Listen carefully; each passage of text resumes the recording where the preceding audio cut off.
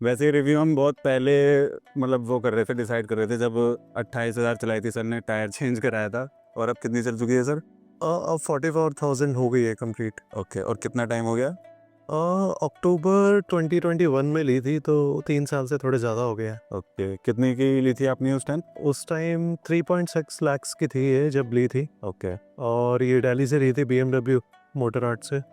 तो 360 के आसपास थी, और अभी शायद 3.8 के आसपास है। बट अभी कुछ ऑफर्स चल रहे हैं मे बी लास्ट ईयर का स्टॉक क्लोज करने के लिए, तो उसमें कुछ डिस्काउंट्स वगैरह हैं बाइक पे। ठीक ठीक।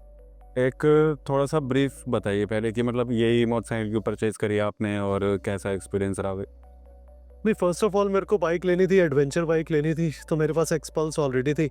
तो एक्सपल्स थोड़ा सा हाईवे पे स्लो थी, तो थोड़ा ये रहता था कि आप एवरेज स्पीड नहीं मेंटेन कर सकते थे। और सेकंड थिंग, उसमें ब्रेक्स का बहुत इशू था, ब्रेक्स वगैरह अच्छी नहीं थी। और थर्ड उसमें था ट्यूबलेस टायर्स भी नहीं थे, बट टायर्स का तो इतना नहीं था कि मेरी कभी पंचर नहीं हुई। एक्सपल्स है मेरे पे अभी भी।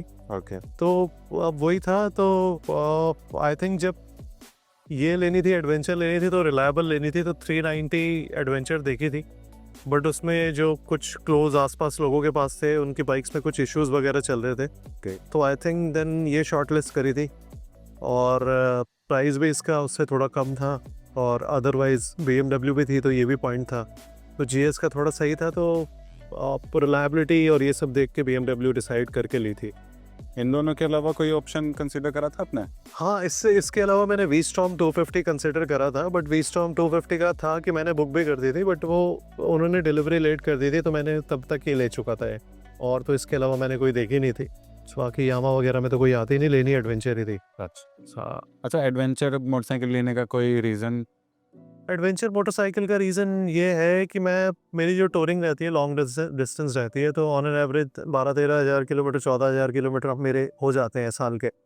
और इसके अलावा जैसे ऑफिस जाना पड़ता है, चंडीगढ़ में ऑफिस है, कभी ऑफिस, और लद्दाख वगैरह भी हर साल जाता ही हूँ। तो लद्दाख, कश्मीर ये सब जाता हूँ, तो यही रीज़न है। तो यही बेटर लगा था मेरे को, ऑप्शन की एडवेंचर ही चाहिए। और इसके अलावा बाकी उसमें मतलब राइड पोजीशन थोड़ी एग्रेसिव होती है, तो ज़्यादा देर आप उसको राइड नहीं कर सकते। तो मेरा ये रहता है कि ऑन एन एवरेज जब मैं जाता हूँ, तो on an average per day 700 kilometres मैं कर लेता हूँ, 5 to 700 किलोमीटर्स कर लेता हूँ।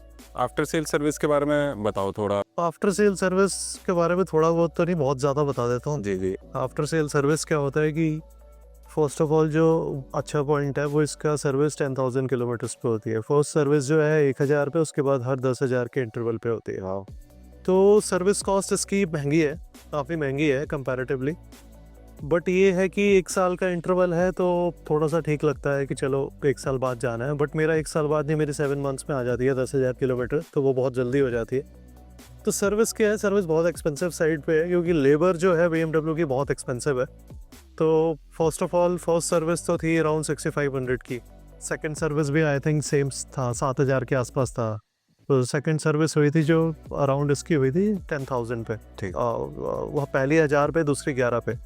फिर थर्ड हुई थी 20,000 पे, तो आई थिंक तब तक भी उसका लगभग सेम ही था। बट उसके बाद जो इसकी फोर्थ सर्विस होती है अराउंड 30,000 किलोमीटर्स में, वो एक्सपेंसिव होती है, क्योंकि इस बाइक में कुछ चीज़ें होती हैं वो रिप्लेसमेंट करते हैं इसमें। तो वो रिप्लेसमेंट वगैरह करने के बाद, मैं एक बार पार्ट का नाम एग्जैक्टली मुझे याद नहीं आ रहा, बट पार्ट का नाम आपको कंफर्म करूँगा, तो वो रिप्लेसमेंट होता है। तो उस टाइम उसकी कॉस्ट 12-13-14 हज़ार रुपये जाती है आराम से।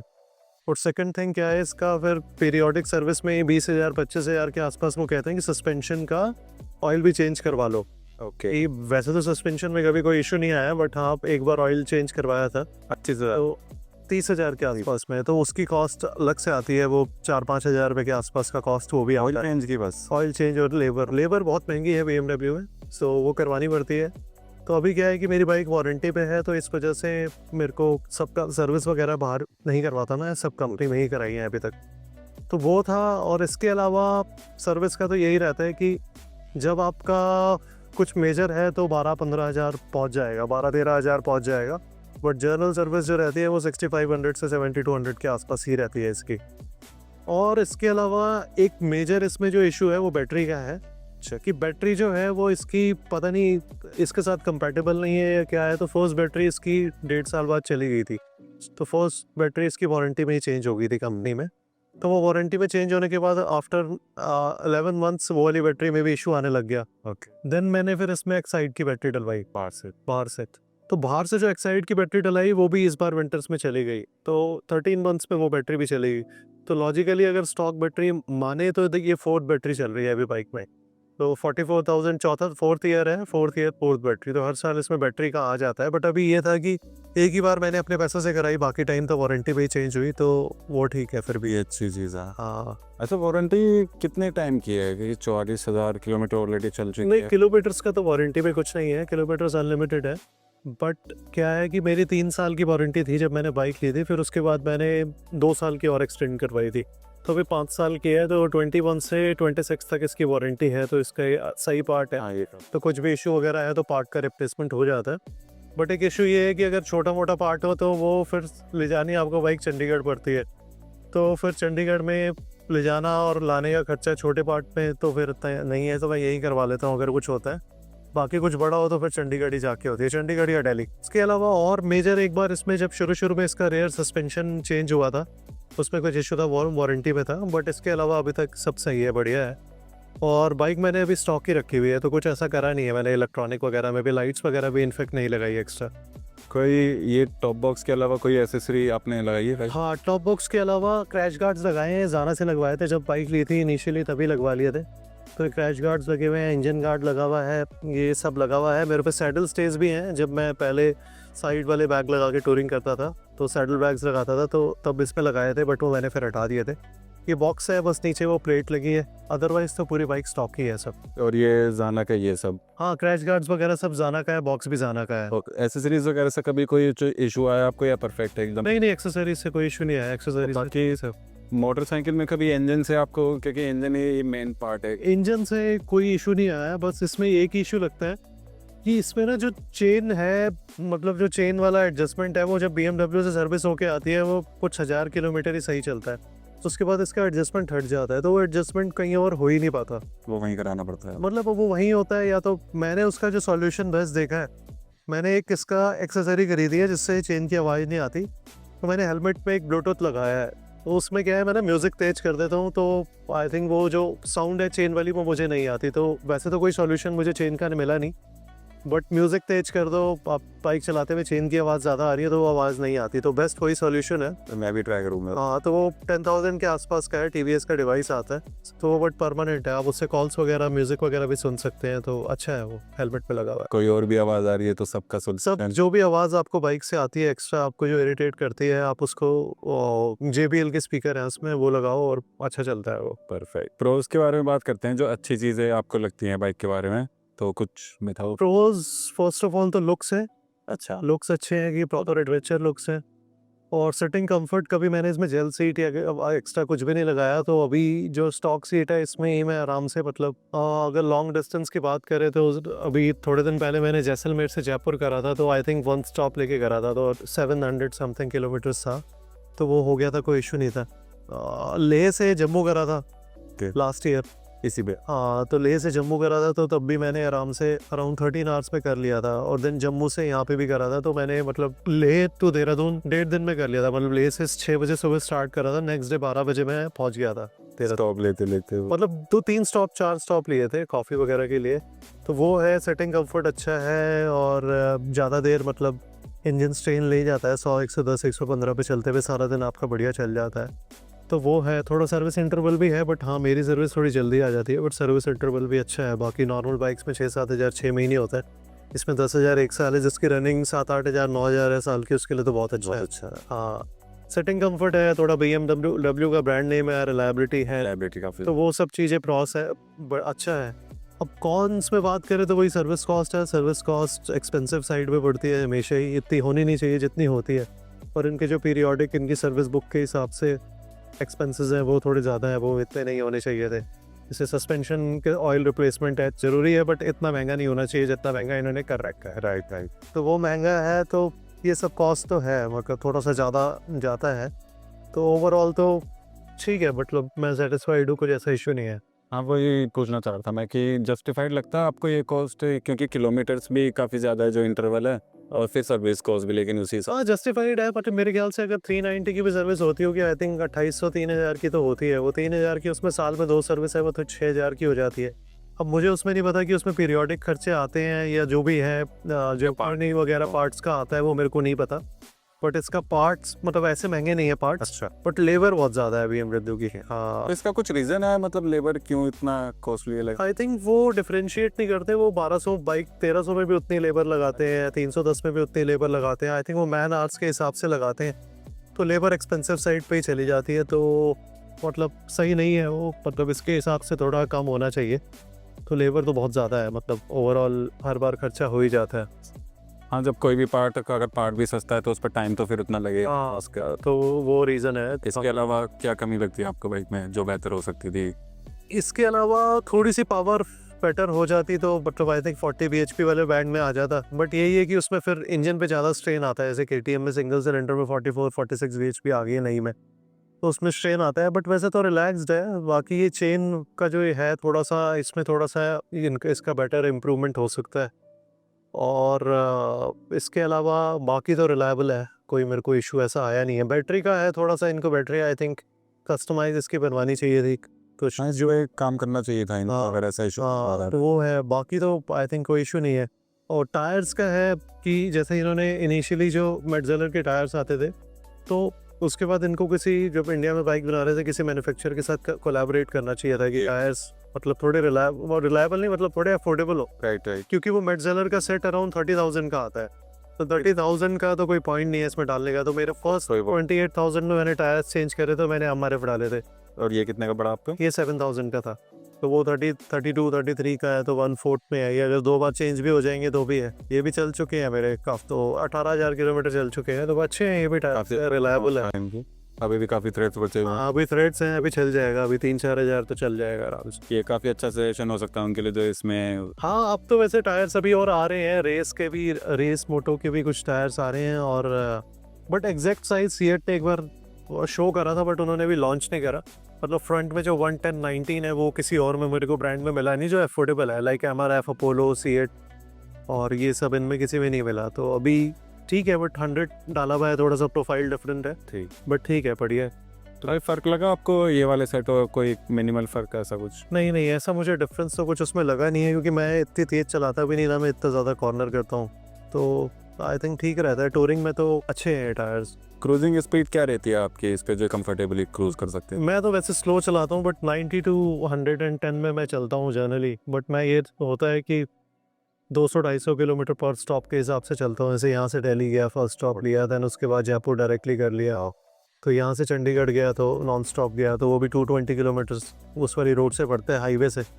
तो ठीक रहता है इसमें, वैसे इतना कोई इशू नहीं है। तो मतलब आप चला सकते हो 3 घंटे तो लगातार आप विदाउट एनी स्टॉप चला लेते हो। ज़्यादा से ज़्यादा पानी के लिए ब्रेक लेना होता है, बाकी तो जिसको जैसे कंफर्ट लगता है उसको, उसके लिए ठीक है। ये काफ़ी अच्छी चीज़ है, जब इतना लॉन्ग रूट था आप चला सकते हो। हाँ आपने लॉन्गेस्ट कितनी लंबी राइड करी है इस? एक दिन में, मतलब जब मैंने जैसलमेर करा था तब 790 के आसपास, 780 किलोमीटर हुए थे जैसलमेर टू जयपुर। इसके अलावा यहाँ से जयपुर तक मैंने मल्टीपल टाइम्स करा हुआ है, तो वो होता है वो अराउंड 550 पड़ता है। इसके अलावा बात करें तो लेह से जम्मू डिस्टेंस नहीं है, बट वो पूरा पहाड़ है थोड़ा सा, तो वो है। और देहरादून से जैसे सिस्सू तक चले गए, मनाली से आगे, तो यही है। मतलब 700-800 700 किलोमीटर्स हो जाते हैं कंफर्टेबली, तो मतलब कोई इशू आता नहीं है। जो इस बाइक को ले रहे हैं अभी इस टाइम पे, उनके लिए क्या सजेशन है आपका? नहीं, ले सकते हैं, अच्छी बाइक है जिसको थोड़ी लॉन्ग डिस्टेंस टूरिंग करनी है। और बट क्या है ना, एक ड्रॉबैक मेजर ये है कि देहरादून में शोरूम नहीं है, तो कुछ भी आपका माइनर फॉल्ट होता है तो आपको चंडीगढ़ पता करना पड़ता है। अब चंडीगढ़ जाओ चेक कराओ, तो देहरादून में तो ठीक है, मतलब जिसकी रनिंग कम है वो साल में एक बार जाए सर्विस करा ले, बट जिसकी फ्रीक्वेंटली चलती है, रनिंग ज़्यादा है, उसके लिए तो। But overall it's a good bike, reliable है। लाइट्स बहुत अच्छी है इसकी, मतलब अगर आप ऐसे देखेंगे जो लाइट्स हैं, स्टॉक लाइट्स बहुत अच्छा है। मतलब रात को भी आपको, मतलब मेरे को एडिशनल कुछ लाइट्स की कभी ज़रूरत नहीं पड़ी। लाइट्स है, सीटिंग कंफर्ट है, वो है। मतलब इम्प्रूवमेंट की बात करें तो टैंक जो है इसका थोड़ा बड़ा कर सकते थे। अभी 10 लीटर के 11 लीटर के आसपास का टैंक है, तो मेरा 1000 रुपये में लगभग फुल होता है देहरादून में, तो वो लगभग आपका 340-330 किलोमीटर चलता है अगर आप नॉर्मल चला रहे हो, तो रेंज कम है ओवरऑल फुल टैंक में। हाँ एडीवी के हिसाब। हाँ एडीवी के हिसाब से 14 लीटर का टैंक होना चाहिए था, राइट। तो वो है। और इसका जो इंस्ट्रूमेंट क्लस्टर है वो बहुत बेसिक है, उसमें कोई ज़्यादा इन्फॉर्मेशन नहीं है, बट अगर थोड़ा सा वो कलर्ड या कुछ इन्फॉर्मेशन ज़्यादा होती वो है। तो थर्ड पॉइंट ये कि इसमें कोई यूएसबी सॉकेट नहीं है। एडवेंचर बाइक में यूएसबी सॉकेट होना चाहिए था। तो यूएसबी सॉकेट अगर आप एक्स्ट्रा BMW से लगाते हो तो वो सॉकेट तो 2500 का है, बट वो फिटिंग इंटरनली करते हैं जिसके लेबर 3000 एक्स्ट्रा है, तो वो ये भी सब एक्सपेंसिव है। मतलब BMW में सब लेबर बहुत ज़्यादा एक्सपेंसिव है, ठीक है, तो वो डाउन साइड है इसका। अब बाहर से करवाओगे तो फिर वारंटी में कुछ थोड़ा सा इशू करने हैं, फिर बैटरी का बोल देते हैं कि बैटरी आपकी जल्दी जा रही है वो लगाने से, तो मैंने इस वजह से कुछ कराया है नहीं। इवन मेरे पे चार्जर भी नहीं है तो मैं पावर बैंक ही यूज़ करता हूँ। और कोई ऑप्शन इस टाइम जो, क्योंकि अभी तो जब आपने बाइक ली होगी तब इतने ऑप्शंस नहीं थे, लेकिन अभी काफ़ी सारे नए ऑप्शंस आ अभी आई थिंक जो कल लॉन्च हुई है KTM वो बहुत सही लग रही है, सब बढ़िया लग रही है। मतलब उसके स्पेक्स में तो अच्छी लग रही है, बट रिलायबिलिटी में अब देखते हैं। अब इंटरनेशनल वर्जन में उन्होंने जो सर्विस इंटरवल करा है वो 10,000 किलोमीटर्स 1 ईयर का करा है। अगर इधर भी सेम सर्विस इंटरवल आएगा तो आई थिंक बढ़िया है। बट स्पेक्स वाइज तो ऑन पेपर से अगर आप चेक करोगे तो एनी डे इससे तो बेटर ही है। मतलब क्योंकि अब मुझे उसका इंजन मतलब सेटिंग पोस्चर वगैरह नहीं पता, क्योंकि मैंने चलाई है बट मैंने कभी लॉन्ग डिस्टेंस टूरिंग नहीं करी है। तो इसका सेटिंग पोस्चर तो बहुत कंफर्टेबल है। अगर वैसा ही सेटिंग पोस्चर उनके नई में आएगा तो वो बेनिफिट है। और उन्होंने रिम जो दिए हैं वो ट्यूबलेस दे दिए हैं, तो वो भी बढ़िया है। बट अभी रेट जब आएगा तो वो डिपेंड करता है तो क्या वही बहुत बड़ा फैक्टर होगा। हाँ, तो इसके अलावा तो कोई ऑप्शन मैंने करे नहीं कंसीडर, क्योंकि कुछ आता ही नहीं था। एक ब्रांड आता है बट उसकी बाइक्स अच्छी होती नहीं है। तो एनफील्ड है वो तो मेरे को रिलायबल चाहिए थी, तो रॉयल एनफील्ड और रिलायबिलिटी का तो कोई लेना देना है नहीं, तो फिर मैंने कंसीडर ही नहीं करी वो। अभी जो लोग ले रहे होंगे बाइक्स वगैरह, जैसे एडवेंचर वाला जो मार्केट है इंडिया में वो बढ़ता जा रहा है धीरे धीरे। हाँ। अभी एक्सपल्स भी हमारी 210 आ गई है, 420 का भी चल रहा है। तो ये बाइक कौन से लोगों को लेनी चाहिए या क्या चाहते हैं एक बाइक से? मतलब उनको एक तो काफ़ी लोगों को ब्रांड नेम चाहिए होता है कि ब्रांड नेम हो, मतलब थोड़ा सा अट्रैक्टिव हो, तो BMW एक बार को ब्रांड नेम में आ जाता है। और सर्विस इंटरवल जिनको चाहिए 1 साल में 1 सर्विस करानी है उसके लिए बढ़िया। सेटिंग कंफर्ट चाहिए, क्वालिटी चाहिए, मतलब क्वालिटी ऑफ पार्ट्स बहुत ही ज़्यादा एक्सेप्शनल है उसका, तो 3-4 साल में तो बढ़िया सब एक्सेप्शनल है, तो उन सब के लिए अच्छी है।